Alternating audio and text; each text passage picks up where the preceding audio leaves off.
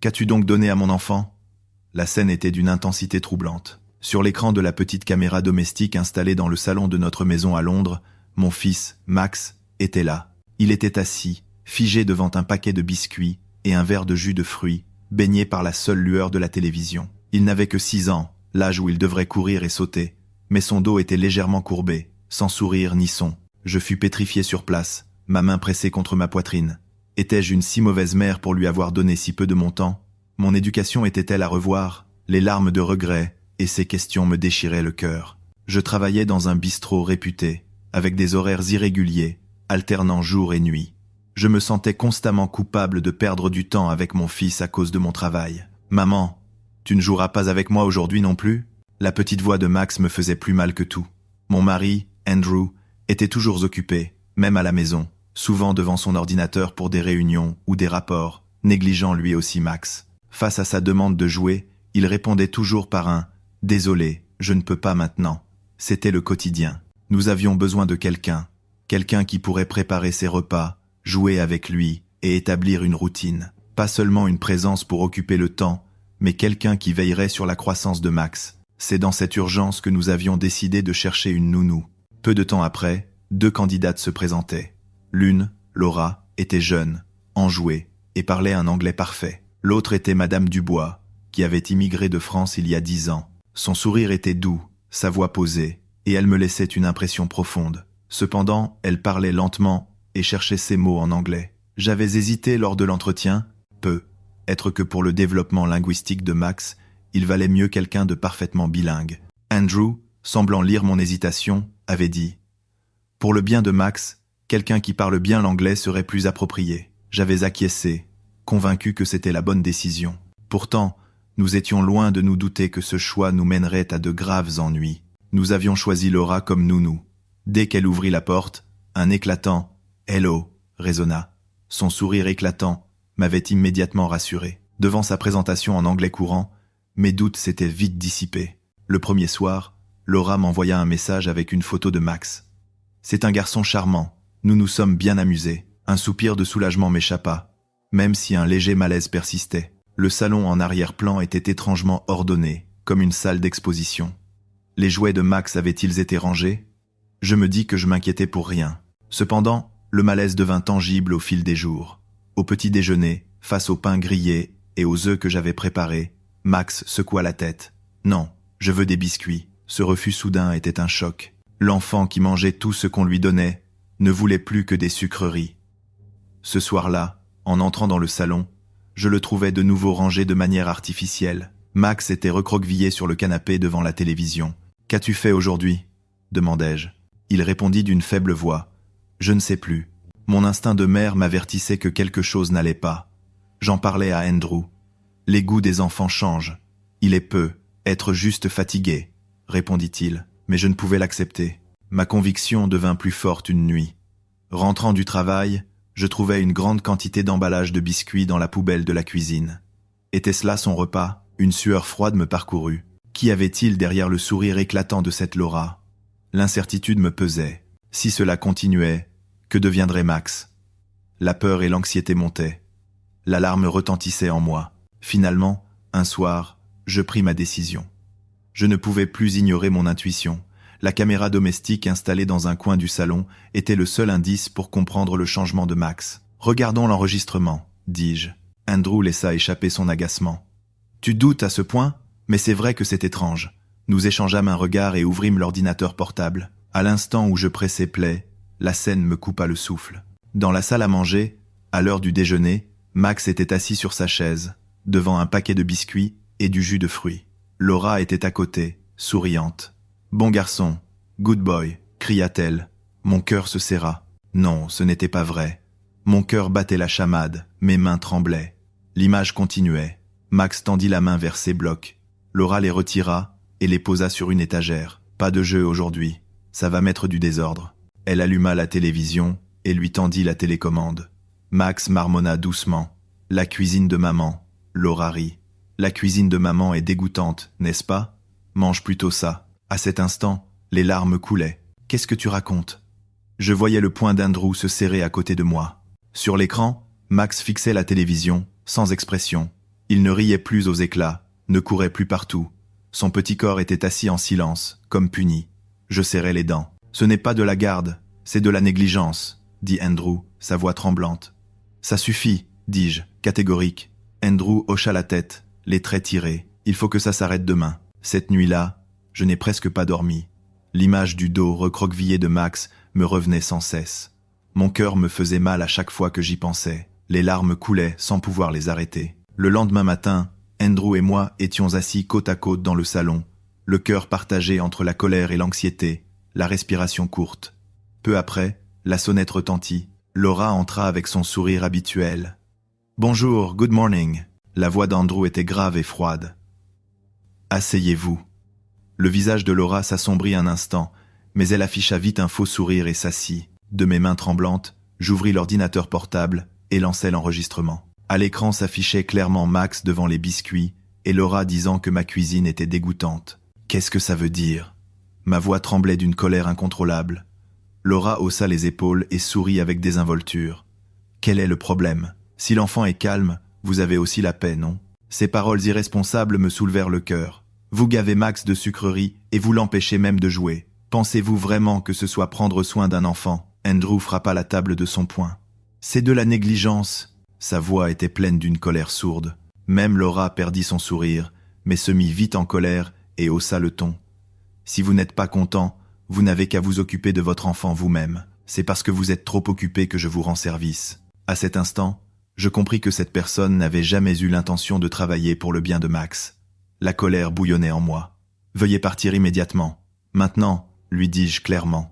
Laura soupira de dégoût et se dirigea vers la porte. « Quels parents ennuyeux !» lança-t-elle avant de claquer la porte. Je m'écroulai sur le canapé. « Pardon, Max. C'est de ma faute d'avoir fait le mauvais choix. » Mes mots étaient entrecoupés, ma voix tremblait. C'est alors que j'entendis de petits pas. Max apparut, les yeux bouffis de sommeil. « Maman, » dit-il d'une petite voix. Je le serrai fort contre moi. Je ne le blesserai plus jamais par un mauvais choix. Le lendemain matin du départ de Laura, je préparai le petit déjeuner pour Max, pain grillé, œufs brouillés et sa banane préférée. « Viens manger, mon cœur, » dis-je doucement. Max ne tendit pas la cuillère. Il secoua juste doucement la tête. « Pas de biscuits ?» Mon cœur se serra. « Max, c'est bon pour toi. Tu n'auras pas d'énergie si tu ne manges pas bien, » insistai-je. Mais il garda la tête baissée, immobile. Andrew, les bras croisés à côté de moi, murmura amèrement. « C'est devenu une habitude. » Cette phrase me frappa comme un jugement. Je réalisais avec douleur à quel point la confiance était fragile, une fois brisée. « Que faire maintenant ?» demanda-je d'une voix faible. Dehors, j'entendais les enfants du voisinage partir joyeusement pour l'école. En les regardant, les larmes coulaient. Pourquoi mon enfant ne pouvait-il pas avoir une vie normale ? La question résonnait en moi. La réalité ne nous permettait pas d'attendre. Nous devions travailler. Et nous ne pouvions pas laisser Max seul. Faut-il trouver une autre nounou ? La voix d'Andrew était pleine de confusion. Mais nous n'avions pas d'autre solution.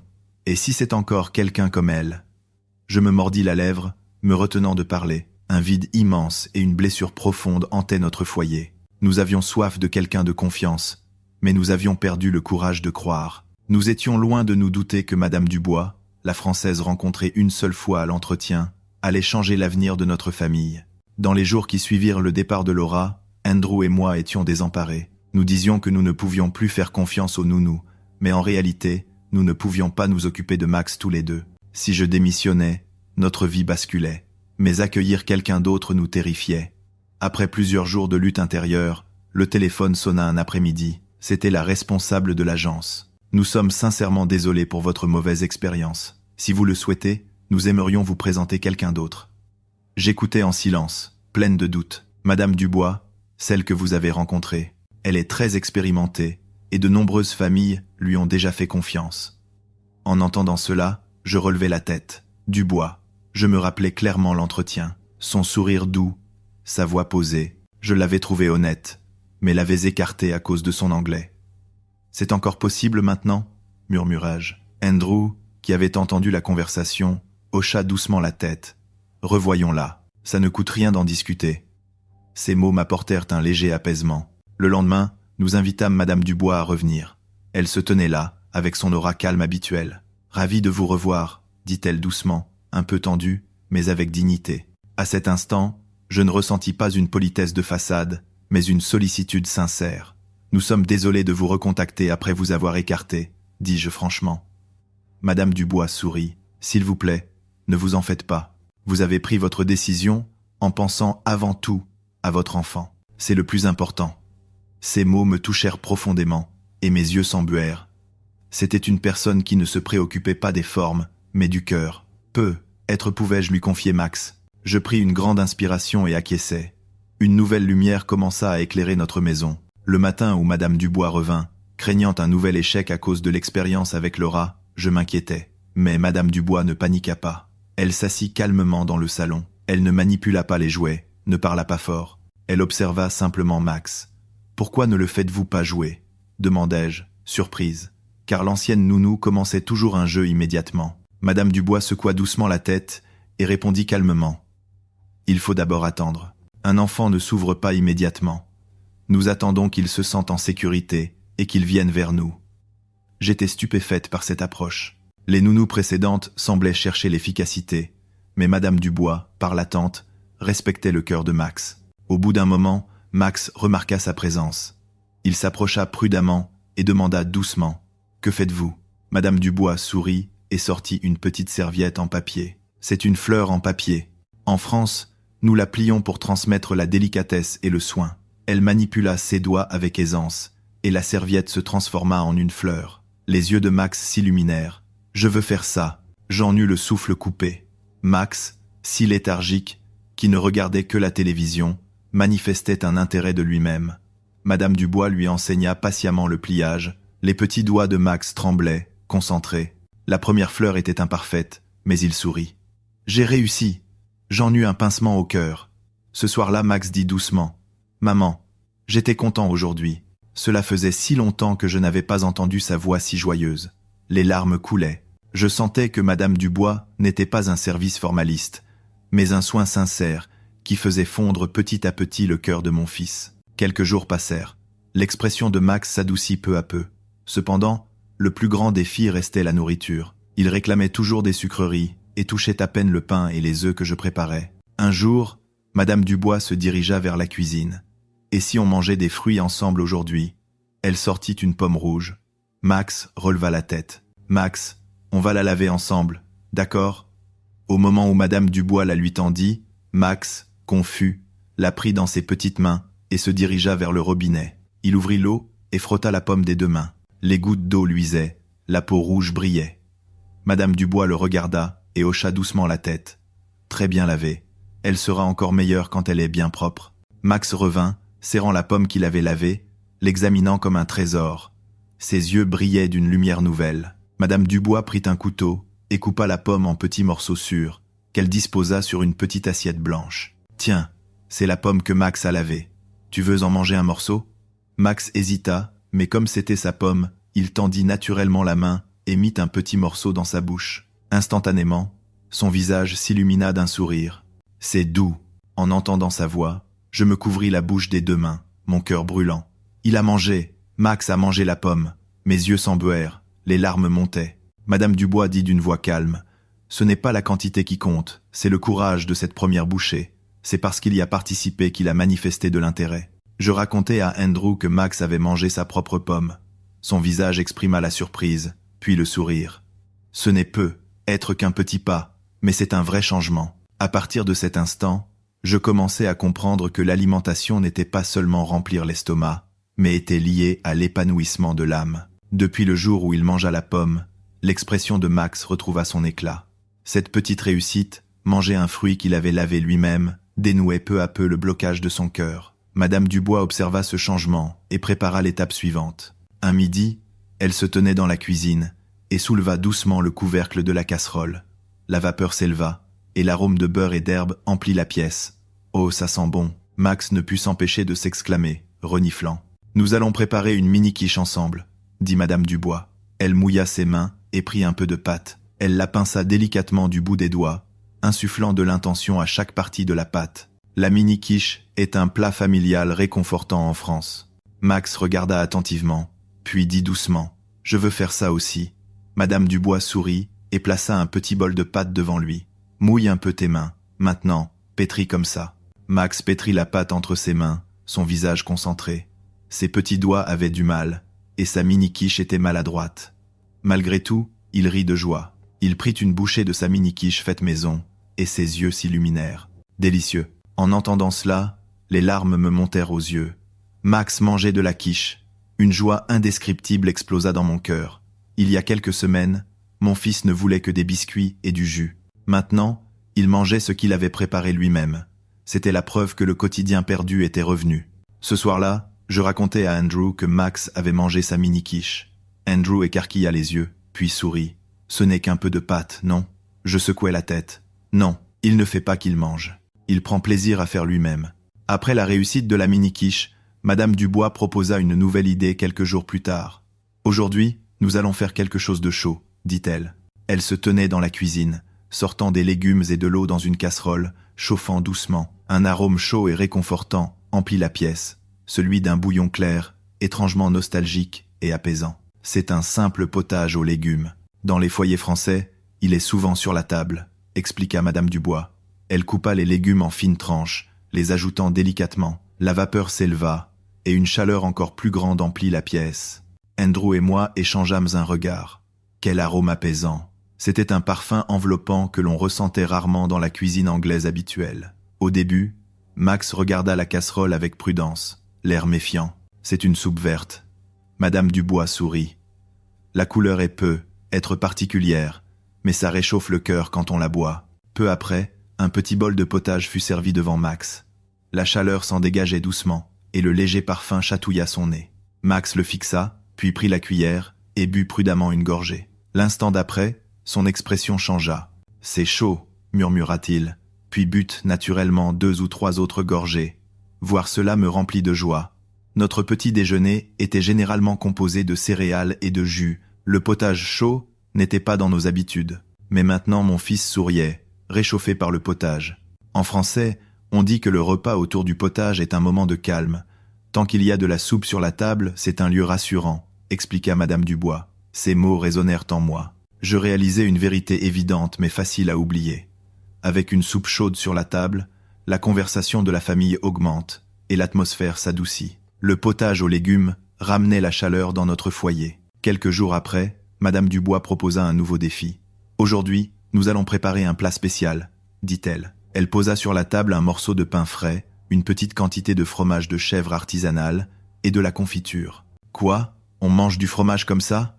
Je fronçai les sourcils. En Angleterre, le fromage n'était pas consommé de cette façon par les enfants. Andrew demanda aussi. « C'est sûr. » Madame Dubois répondit d'une voix posée. En France, la gestion de la qualité des produits laitiers est très stricte. C'est une façon importante de manger, riche en nutriments pour les enfants. Elle coupa le fromage en petits morceaux et l'étala sur le pain avec une touche de confiture. C'est une tartine française, le goût préféré des enfants. Max observa curieusement le pain blanc. Madame Dubois lui tendit une petite bouchée sur une cuillère. « Max, goûte ça toi-même. » Après une hésitation, Max porta la bouchée à sa bouche. L'instant d'après, ses yeux s'écarquillèrent. Sa bouche était pleine. « C'est doux et fort », s'exclama-t-il joyeusement. J'en eus le souffle coupé, surprise et ému. Je ne pensais pas qu'un aliment aussi étrange que le fromage de chèvre pouvait devenir un plat si réconfortant. Mon cœur frémit. « Est-ce vraiment sûr ?» demanda Andrew à nouveau. Madame Dubois hocha la tête, le visage sérieux. « Absolument. J'ai choisi un produit frais et sûr. Le plus important est de faire l'expérience de la joie, de manger dans un environnement de confiance. » Je compris finalement que ce n'était pas seulement manger, mais une éducation qui nourrissait l'âme. Max mangea sa tartine de fromage, ne laissant qu'une miette. Je voulais lui dire de ne pas se forcer, mais Madame Dubois m'arrêta doucement. « Max, en France, on parle de respect de la terre et du travail. » Max pencha la tête. Madame Dubois expliqua doucement. « La nourriture contient l'intention de celui qui la prépare et la générosité de la nature. Laisser des restes, c'est gaspiller cette intention. » Ce n'était pas un reproche, mais une leçon transmise avec chaleur. Max réfléchit un instant, puis termina lentement la dernière miette. Ensuite, il joignit ses petites mains. « Merci, j'ai bien mangé. » En le voyant, mes yeux s'embuèrent. Les larmes étaient incontrôlables. En Angleterre, on dit formellement « thank you » après les repas, mais on n'a pas l'habitude d'exprimer sa gratitude avec autant d'intention. Pour la première fois ce jour-là, je réalisais qu'une petite phrase pouvait contenir un sens si profond. Un soir, Je rentrais d'un service de nuit, épuisé, m'effondrant sur le canapé, mais Max me hantait toujours. Le merci, j'ai bien mangé, après la tartine m'avait profondément touché.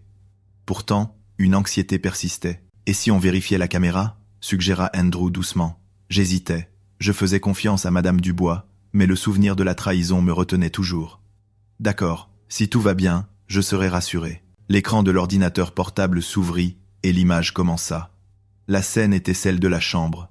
Max dormait profondément dans son lit. Madame Dubois était assise à côté, lui caressant doucement les cheveux. « Tu as été un bon garçon aujourd'hui. Fais de beaux rêves. » Sa voix grave et douce résonnait. Tandis qu'elle parlait, la respiration de Max devint plus lente et régulière. Je fixais avidement l'écran, le cœur brûlant. Même en mon absence, elle soutenait son cœur avec tant de douceur. Ça faisait longtemps que je n'avais pas vu Max dormir si paisiblement, dit Andrew, la voix tremblante. Avec Laura, Max s'était enfermé, contraint par la télévision et les sucreries. Mais maintenant, c'était différent. Les petits succès accumulés à table ramenaient lentement l'âme de mon fils à la normale. À l'écran, Max était profondément endormi. Madame Dubois rangea doucement sa couverture et se leva légèrement. Son dos dégageait une fierté et un sens des responsabilités désintéressées. « Ça, c'est le vrai soin », murmurai-je. Pas un service formel, mais le regard qui protège l'avenir de l'enfant. Elle était en train de reconstruire notre foyer. Un après-midi, Max et Madame Dubois jouaient au Lego. Ils empilaient une tour, puis la faisaient tomber. Leur rire remplissait la maison. Après un moment, Madame Dubois commença naturellement à ranger. Elle dit doucement à Max, qui s'était arrêté. « Max, on range ensemble, d'accord ?» Au début, Max était confus. L'ancienne nounou disait de laisser les jouets en place, qu'elle s'en occuperait. Mais Madame Dubois n'insista pas, ne donna pas d'ordre. Elle mit les blocs en silence dans la boîte. Sous son influence, Max commença lui aussi à ramasser les Legos de ses petites mains. Madame Dubois ramassa aussi une chaussette éparpillée par terre. En France, ranger fait partie de l'éducation. Chérir les objets est lié au fait de se chérir soi-même et les autres autour de soi. Les yeux de Max s'illuminèrent. Il aligna les chaussures dans l'entrée et sourit, satisfait. J'ai réussi. Ce n'était pas un simple rangement. Par cette petite action, il apprenait à assumer la responsabilité de ses actes et à créer un ordre intérieur en rangeant les objets. En Angleterre, beaucoup pensent que le ménage est l'affaire des adultes, mais l'approche de Madame Dubois était différente. Elle donnait à l'enfant le sentiment de « j'ai réussi » et construisait naturellement son apprentissage. « Max, tu es formidable », dis-je. Il sourit fièrement, un sourire plein de confiance. Les petites leçons de Madame Dubois implantaient de nouvelles habitudes dans le cœur de Max. Un soir de week-end, Andrew et moi invitâmes Madame Dubois à dîner. Nous voulions exprimer notre gratitude. Nous nous mîmes à deux pour préparer le dîner. La table était garnie de viande et de salade, et d'une casserole de potage aux légumes que Madame Dubois avait apportée. « C'est ma petite contribution. S'il vous plaît, partageons-le, » dit-elle humblement. Le visage de Max s'illumina instantanément. « Chouette, le potage de Tati Dubois !» J'eus un pincement au cœur. Max, qui réclamait des biscuits il y a peu, attendait maintenant avec impatience une simple soupe. Le changement était un miracle. Nous nous assîmes à table, munis de nos couteaux et cuillères. Max but une gorgée de potage et sourit, disant « C'est délicieux ». Andrew ouvrit grand les yeux, surpris, puis sourit calmement. Ce potage est réconfortant. Au bout d'un moment, Andrew regarda Madame Dubois sérieusement. « Pourquoi faites-vous tout cela pour notre enfant ?» Madame Dubois resta silencieuse un instant, puis répondit « Mes enfants ont grandi et j'ai ressenti un vide. Mais j'ai réalisé que l'amour ne devait pas être limité à une seule personne. Il peut se partager avec tous les enfants. » J'eus du mal à retenir mes larmes. C'était complètement différent de l'image de la nounou contrainte par un contrat et l'efficacité. Devant moi se tenait une autre mère, qui protégeait l'enfant avec fierté et chaleur, non par travail, mais par instinct maternel. À la fin du dîner, Max se leva de lui-même, rangea ses jouets, puis nous regarda, Madame Dubois et moi, et dit « Merci maman, merci Tati Dubois ». Ces mots, bien que petits, étaient puissants et gravés dans mon cœur. L'avenir n'était plus une source de peur. La présence de Madame Dubois nous avait donné la chaleur d'une seconde mère et nous avait rendu les liens familiaux que nous avions failli perdre. L'évolution de Max et de notre famille finit par se transformer en une vidéo diffusée sur les réseaux sociaux. La vidéo ne présentait pas de scène spéciale, mais documentait simplement la table quotidienne et les petites victoires. Pourtant, cette vidéo a traversé les frontières et a touché le cœur de nombreuses personnes. La section des commentaires était remplie de surprises et d'émotions. Des voix américaines s'exprimaient. Je n'avais jamais pensé à donner à mon enfant un moment de paix au lieu d'exiger des résultats. C'est une perspective dont l'éducation américaine a besoin. Une mère anglaise commenta. Le concept de respect du travail m'a touché. Il ne s'agit pas d'apprendre à ne pas gaspiller, mais de remercier le Créateur et la nature. Je veux aussi l'enseigner à mon fils. Les commentaires français résonnaient avec la culture alimentaire. Faire de la table le centre de la famille est une tradition que la France chérit, mais les mots à table et merci pour ce repas sont comme une magie qui relie les cœurs. Un spectateur allemand souligna l'aspect éducatif. J'ai été choqué par la manière de traiter le rangement, non pas comme une corvée, mais comme une éducation. La philosophie selon laquelle les petites habitudes cultivent l'ordre de l'âme est incroyable. L'écho des pays asiatiques arrivait. Cette nounou française montre la fierté des héros anonymes. Nous ressentons une chaleur humaine qui va au-delà du contrat et de l'efficacité. La mini-quiche, le potage aux légumes, la tartine de fromage. Ces plats simples ont le pouvoir de faire sourire les enfants. C'est incroyable. De petits moments à table que tout le monde ignorait étaient devenus un sujet de discussion mondiale. C'était comme un miracle. La croissance de Max et l'attitude de Madame Dubois n'avaient pas seulement sauvé une famille. Elles avaient rappelé au monde la vérité universelle. L'alimentation est ce qui nourrit l'âme. Ainsi, l'action silencieuse d'une nounou française a transcendé les frontières, propageant un cycle de sympathie et de gratitude. L'histoire, commencée dans une petite cuisine, a allumé la lumière de l'espoir sur les tables du monde entier. Merci d'avoir regardé. Si vous avez aimé, abonnez-vous à la chaîne et laissez un j'aime. Nous attendons vos commentaires. À la prochaine vidéo.